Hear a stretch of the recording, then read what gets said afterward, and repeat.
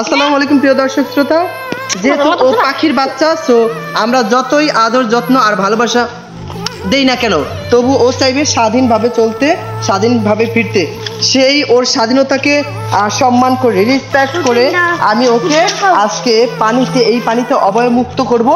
এবং এই যে আমার যে চেলাপেলা ছাত্র স্টুডেন্ট রয়েছে, ওদের হাতে পড়লে এরে খুবই আদর করার চেষ্টা করবে, যার ফলে এ বেশি অতিরিক্ত ভালোবাসা আর মায়া, ভালোবাসা মহব্বত পাওয়ার ফলে, অতিরিক্ত আদর পাওয়ার ফলে মনে হচ্ছে ওর মৃত্যু হতে পারে, তাই না?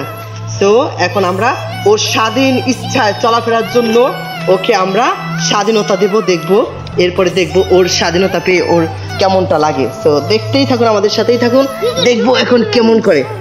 বিসমিল্লাহ, আল্লাহর নামে তোমাকে ছেড়ে দিলাম, তুমি ভালো থাকো, আল্লাহ হাফেজ। দেখি কই যায়। মাশাআল্লাহ, কত কিউট। ডুববে না, ওরা তো চলেই পানিতে, ওদের চলাফেরা দেখছো কত সুন্দর। কি বলে, সাঁতার কাটতেছে।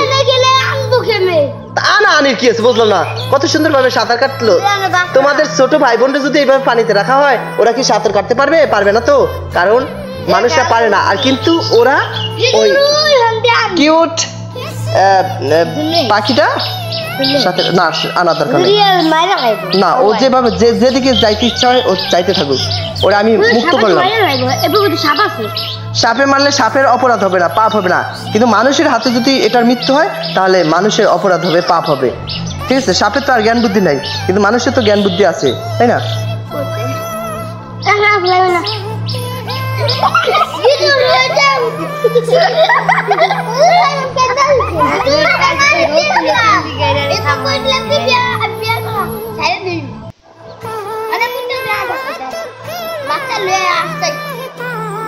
মাকে খুঁজতেছে, বুঝছো? তোমরা যতই ওটার জন্য মায়া দয়া ভালোবাসা দেখাও,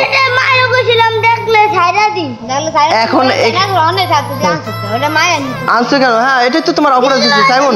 তুমি এটা স্বীকার করো বা না স্বীকার করো, কোনো বাচ্চা পাখির বাচ্চা পাইলে আমরা ওইখান থেকে আনবো না, বরং যেখানে পাবো সেখানেই রাখবো।